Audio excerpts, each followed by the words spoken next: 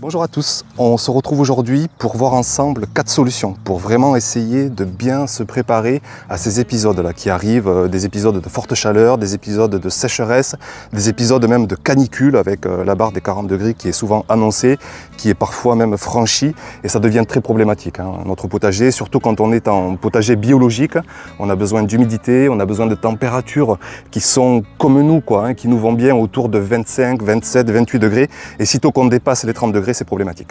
Donc on verra 4 solutions pour à la fois préserver de l'humidité, pour baisser les températures et pour vraiment garder au maximum tous les mécanismes de fertilité, pour garder nos cultures en bonne santé. Donc on va voir tout ça dans cette vidéo et on va commencer avec la première solution.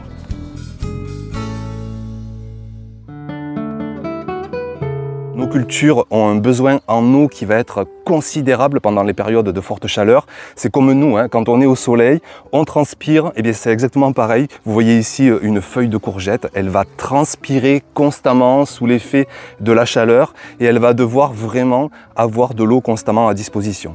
À cet effet de transpiration des feuilles va s'ajouter aussi un effet d'évaporation au sol. L'eau va s'évaporer beaucoup plus vite sous l'effet de la chaleur, sous l'effet du vent, sous l'effet des rayons du soleil très ardents. Et là aussi, on va avoir un besoin en eau qui va s'augmenter. On appelle ça le besoin d'évapotranspiration. C'est un besoin qui est généré donc par la transpiration des feuilles, par l'évaporation de l'eau au sol. Et ce besoin, en règle générale, il est autour de 2, 3, 4 litres par mètre carré et par jour. Ça dépend bien sûr des régions, ça dépend des cultures. Et là, en période de canicule, en période de forte chaleur, ce besoin, il va doubler, il va monter à 8, 9, 10 litres au mètre carré et par jour, sans parler des solutions qu'on verra tout à l'heure pour essayer de le réduire. Mais donc, prenez déjà en compte que de mettre un arrosoir par mètre carré et par jour, c'est déjà une énorme solution pour permettre à nos cultures de faire face à ces très fortes chaleurs.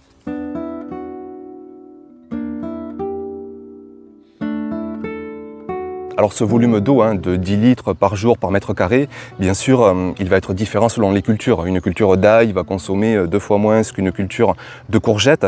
Mais après, ici, on est dans une approche vraiment par le sol, par la biologie du sol. Et c'est vraiment lui qu'il faut maintenir de façon la plus humide. Et je pense donc que cette quantité de 10 litres par jour par mètre carré est vraiment une bonne notion de départ. Alors après, ce qu'il faut comprendre aussi, c'est la capacité du sol à stocker l'eau. Ça, c'est très important. On appelle ça la RFU, la réserve facilement utilisable pour les cultures. Moi je sais par exemple que dans un sol argileux comme le mien, mais quand même rempli de matière organique, de compost, je vais pouvoir retenir environ 50 litres d'eau par mètre carré sur les 30 premiers centimètres. C'est là où sont la majorité des racines. Donc 50 litres, ça me fait dire, ça m'aide. Par exemple, je me dis, tiens, je vais verser 5 arrosoirs et je vais pouvoir me dispenser d'arrosage pendant 4, 5 jours, 6 jours. Et on verra tout à l'heure avec les autres astuces qu'on va pouvoir allonger considérablement ces périodes et arroser de façon moins fréquente encore. Au contraire, si vous êtes dans un sol très sableux, eh bien là, la réserve facilement utile, elle est 2 fois moins importante. Elle est environ à 30 litres par mètre carré, parfois même 20 litres si c'est très sableux, parce que l'eau va descendre à profondeur, parce que l'eau va s'évaporer beaucoup plus rapidement. Et donc dans ces cas-là, il faut arroser moins abondamment et plus fréquemment, tous les jours ou tous les 2 jours, à hauteur de 20 litres. Mais là aussi, on verra tout à l'heure comment espacer ces fréquences d'arrosage. Donc retenez cette réserve utile par mètre carré, environ 50 litres sur les 30 premiers centimètres dans les sols bien argileux et à peine 20-30 litres dans les sols les plus sableux.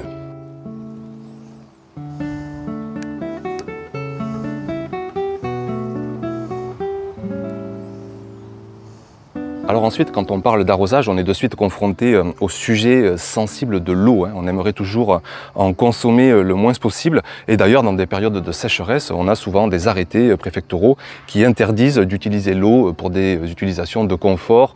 Alors c'est souvent pour remplir l'eau des piscines, pour laver les voitures, mais tout de même, pour arroser son potager, c'est quand même à but de produire de la nourriture. Là, souvent, on a toujours l'autorisation d'arroser. Néanmoins, c'est l'occasion de mettre en avant tous les systèmes pour essayer essayer de récupérer l'eau de pluie dans les périodes moins sèches. Par exemple ici, j'ai une solution d'évier de potager et j'ai calculé que chaque fois que je nettoie un cajot de récolte, par exemple des pommes de terre, des carottes, ça me permet de récupérer 10 litres d'eau. Alors le calcul est vite fait, ça me permet d'arroser un bon mètre carré et avec les solutions qu'on verra tout à l'heure, ça me permet de tenir plusieurs jours et de garder les cultures vraiment dans de bonnes conditions. Donc n'hésitez pas à récupérer si vous le pouvez l'eau de vos toits via les gouttières, des citernes d'eau ou par exemple via un évier de potager.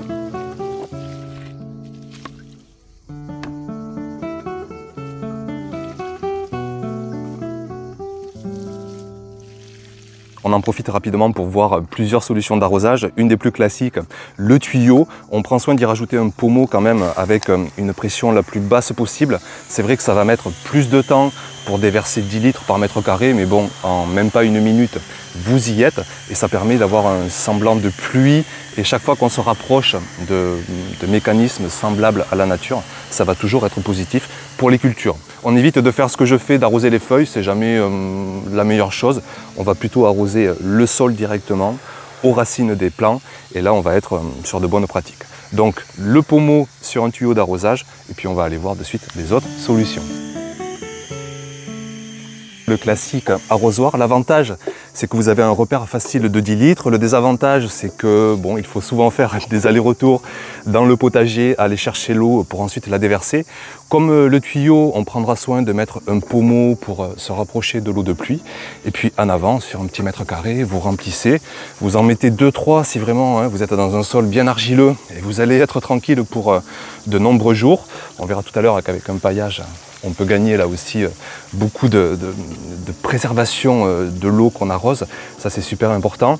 Et puis vous faites un petit trou peut-être au pied des plants. Ça vous permet que l'eau aille directement sous le paillage. Et là vous êtes tranquille. L'eau va s'évaporer de façon infime. Alors que sans paillage, avec l'évaporation, 90% de votre eau d'arrosage disparaîtrait et ne servirait pas à alimenter vos cultures.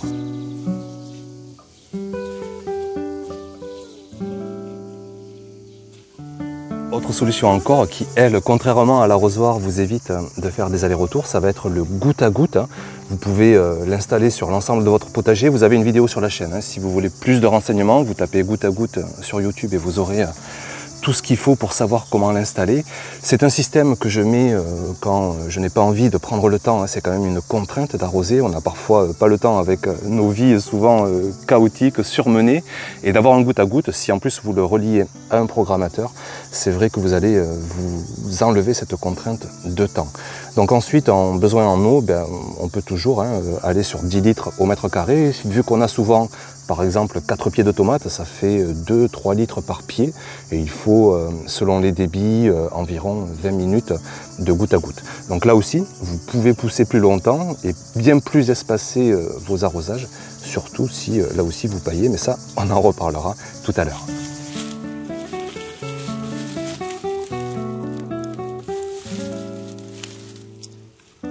Dernière solution d'arrosage que je vous présente, il y en a d'autres, mais ce sont celles principales que j'utilise. Donc là, c'est un arrosage par aspersion qu'on met sur le sol. Donc là, on est vraiment sur un semblant de pluie fine. J'adore cet arrosage. On va surtout pas le faire au plein soleil, comme en ce moment. On va le faire au petit matin, à la fraîche, ou le soir, si vous avez des nuits qui sont pas trop fraîches, sinon ça va attirer les limaces, ça peut générer même des maladies. Donc le petit matin, si vous voulez être sûr, vous branchez un tuyau et ça va vous arroser vraiment sur une grande surface. C'est un cercle, un diamètre de plus de 8 mètres, donc la surface est conséquente et vous allez tout humidifier, vous allez imbiber le sol, vous allez baisser la température et ça c'est vraiment génial. Donc entre l'aspersion, entre le goutte à goutte, entre l'arrosoir, entre le tuyau d'arrosage, entre les récupérations d'eau de pluie, vous avez vraiment de nombreuses solutions pour franchir au mieux ces périodes de canicule, de forte chaleur et parfois hélas de sécheresse.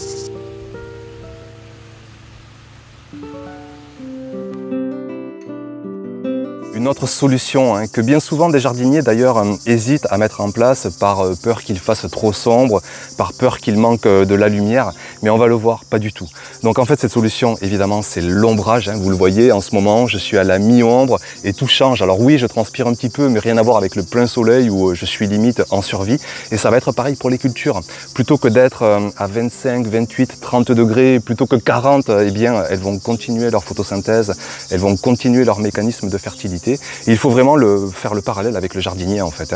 Si on est entre 25 et 30 degrés, tout se passe bien. Et si on est entre 35 et 40 degrés, tout peut vite mal se passer. Donc on va chercher à apporter une ombre partielle. On va quand même garder largement suffisamment de luminosité, l'équivalent de 6 heures, 8 heures de plein soleil par jour. Ça suffit largement pour l'entièreté des cultures. Donc juste d'apporter des ombres partielles, ça va être génial et on va traverser mieux encore ces épisodes. Donc je vous montre quelques-unes des solutions que j'ai mises en place au potager et on va commencer par les canisses. Alors je passe derrière la caméra parce que le potager va mieux parler que moi. Regardez comment ces cultures se portent bien, même des chouquelles qui n'aiment pas beaucoup la forte chaleur, mais en ayant une solution de canis au-dessus d'eux, la tour à haricots aussi, tout est en verticalité, ça pourrait être exposé au plein soleil, mais là d'avoir une ombre partielle, c'est une abondance folle, on est à des kilos et des kilos et des kilos de récolte, et c'est le cas pour toutes les cultures qui sont à mi-ombre. On va traverser facilement ces épisodes de forte chaleur. Donc j'ai mis quelques chevrons, vous pouvez mettre des supports en fer, des pics en métal si vous voulez éviter le contact avec le sol. Là ça fait déjà de nombreuses années que tout ça est installé et ça peut avoir une durabilité vraiment sur de nombreuses années. Pareil pour les canisses, je les change de côté chaque année parce qu'elles ont tendance à s'affaisser un petit peu sur le centre avec l'effet de l'attraction. Donc chaque année on va changer, le soleil aussi va taper d'un côté puis de l'autre chaque année et on peut les faire durer ainsi très longtemps. Donc c'est vraiment une solution géniale, le vent peut passer à travers, ça évite d'aller les récupérer chez le voisin, vous rajoutez quelques bouts de fer si vous le souhaitez et pour 5, 6, 7 euros le mètre carré de canis, alors il y a une inflation en ce moment, peut-être 8, 9 euros, mais bon, c'est un investissement qui va vous durer vraiment de nombreuses années. Les courges se régalent d'être à l'ombre, même dans un été normal. Les feuilles sont si grosses, elles transpirent et elles se régalent d'être à l'ombre. Une autre solution, ça va être les filets d'ombrage. J'en ai installé notamment au-dessus de mes carrés potagers. Et les carrés potagers, l'eau s'évapore encore plus, vu qu'on est un petit peu en hors-sol. Et d'avoir un filet d'ombrage, celui-ci génère une occultation à 50%. Donc 50% de la lumière passe au travers. Et en dessous, mais je vous raconte pas, mais vraiment quoi, moi je suis bien, les cultures sont bien, j'y mets des tomates. L'année dernière on a eu des récoltes très conséquentes. Et ben, là aussi, ce sont les plants qui parlent. Regardez la bonne santé, aucun fléchissement, aucun signe apparent de mal-être. Et au contraire, ces plants sont bien malgré la forte chaleur. Et dans le sud, ça fait déjà un certain temps qu'on est soumis à des températures au-dessus des 30 degrés. Et en additionnant ces solutions d'ombrage, d'arrosage et la solution suivante qu'on va voir, le paillage, eh bien tout se passe bien. Alors pour finir avec ces solutions d'ombrage, vous n'êtes pas obligé d'investir, vous pouvez faire aussi avec des solutions de débrouille. Si vous avez des parasols de plage, eh bien profitez-en pour les mettre au potager, même des parapluies, tout ce qui peut faire ombrage, des draps, mais faites attention avec le vent parce que les draps ne laissent pas passer le vent et il faut vraiment les attacher solidement, sinon ils vont s'arracher, ils vont s'envoler. Vous pouvez aussi faire de l'ombrage avec des cultures qui vont ombrager, je pense au tournesol, au maïs, aux cultures grimpantes, mais le problème dans ces périodes de canicule, c'est que ces cultures risquent de griller elles-mêmes. Donc c'est pas forcément une solution que je vais vous conseiller. Vous avez aussi toutes ces tendances de forêts comestibles avec des arbres qui apportent de l'ombre. Néanmoins, moi j'ai quand même peur de la concurrence en eau, de la concurrence racinaire, de la concurrence en minéraux. Et puis ce sont des solutions aussi qu'il est difficile de maîtriser. Maîtriser l'ombre, maîtriser l'envahissement des arbres, des végétaux. Donc je préfère quand même faire avec des solutions comme des canisses, comme des filets, où là je peux vraiment maîtriser, je peux personnaliser chacune des zones ombragées et je trouve que c'est bien plus facile à mettre en place. troisième solution, et certainement celle que j'affectionne le plus, ça va être évidemment le paillage. Si vous suivez la chaîne depuis des années, vous avez dû me voir, j'ai dû mettre 2-3 mètres de paillage en hauteur cumulée sur toutes ces années. Alors que ce soit du foin, de la paille, des feuilles mortes, du broyat, de la tonte, des composts grossiers, des composts bien décomposés, des résidus de culture, tout ça va vraiment grandement diminuer l'évaporation en fait de l'eau au sol. Alors les feuilles, elles vont continuer à transpirer. C'est pour ça qu'un paillage, ça ne va pas enlever les besoins en eau. Les feuilles continuent de transpirer. Mais par contre, l'évaporation au sol, elle n'a plus rien à voir. Mais par contre, en toute transparence, je ne peux pas vous donner un chiffre précis.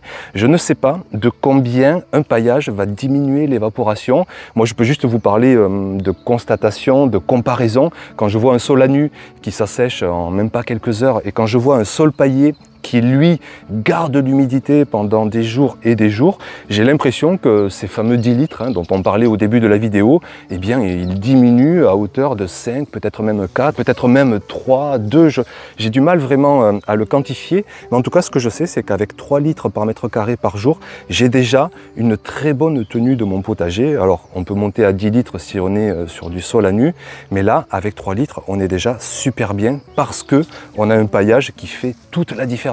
On va vraiment réduire considérablement les besoins en eau et on va donc pouvoir espacer ces arrosages. Avec 10 litres, on va tenir 2-3 jours plutôt qu'un jour. Avec 50 litres, on va tenir 10 jours plutôt que 5 jours, peut-être même 20 jours, selon les conditions, selon la hauteur de votre paillage. Et ça change tout. Donc vraiment, en plus de l'ombrage, en plus de l'arrosage, n'hésitez pas, si vous le pouvez, si vous avez une source de paillage à disposition, de le mettre absolument sur votre sol.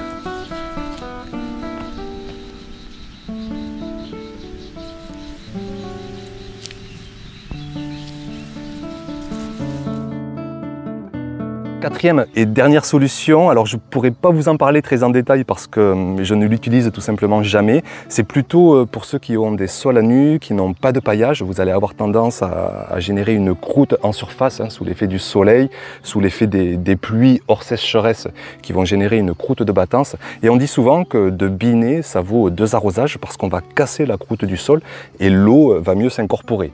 Alors on dit que biner vaut 2 arrosages, mais je pense quand même qu'un paillage vaut bien plus encore 4, 5, 10 arrosages. Donc c'est pour ça qu'ici, j'ai tendance à préférer le paillage. Néanmoins, voilà, vous êtes nombreux à ne pas avoir de source de paillage à disposition, ou alors dans des régions humides, hors canicule évidemment, hors sécheresse, le paillage génère trop de désagréments, trop de ravageurs, trop de limaces, et vous préférez jardiner sur sol à nu, ça se comprend. Et dans ce cas-là, vraiment, il faut ne pas hésiter à donner un coup de binette, et le moindre de vos arrosages, il va rentrer, il va pénétrer dans la réserve utile du sol, plutôt que de rester en surface, de s'évaporer à 90-95%, il va pénétrer dans le sol. Donc n'hésitez pas à biner, n'hésitez pas encore mieux à pailler quand même, j'ai du mal à ne pas vous le conseiller, et puis vous verrez que là aussi, vous allez mieux traverser encore ces épisodes de forte chaleur. Voilà pour ces 4 solutions. J'aurais pu aussi vous parler de différences variétales, de variétés plus adaptées à la sécheresse, aux chaleurs que d'autres variétés, notamment avec les tomates. On entend souvent des variétés miracles, des graines miracles qui poussent avec très peu d'eau. Ce sont des croyances que je n'ai pas envie de partager parce que je m'attache beaucoup à des vérités scientifiques, à des expériences confirmées. Et aujourd'hui, c'est vrai, il y a des variétés qui vont être plus adaptées à la sécheresse parce qu'elles vont avoir un feuillage moins important, qui va donc moins transpirer, parce qu'elles vont avoir des racines plus performantes qui vont aller explorer la réserve utile du sol. Mais après, dire que vous allez adapter vos variétés en 2, 3, 4 ans à ce qu'elles résistent aux contraintes naturelles, j'ai du mal à partager ces opinions. Et surtout aussi, je raisonne beaucoup plus par une philosophie de biologie, de sol vivant, de sol humide. Vous l'avez vu avec les images, tous les mécanismes de fertilité travaillent sous terre et c'est ça qui fait la bonne tenue, la bonne abondance d'un potager. Donc j'ai une ordre de grandeur des besoins, autour de 10 litres. J'ai un ordre de grandeur pour les diminuer drastiquement avec l'ombrage, avec le paillage. Et à l'aide de toutes ces solutions, j'essaie en tout cas de traverser au mieux ces épisodes de forte chaleur, de canicule, de sécheresse. Donc n'hésitez pas bien sûr dans vos commentaires plaisir à partager vos expériences, vos idées, vos galères peut-être rencontrées à travers ces épisodes. Et ce sera un plaisir de vous lire. Merci beaucoup pour votre attention et puis à bientôt bien sûr pour une prochaine vidéo. Ciao!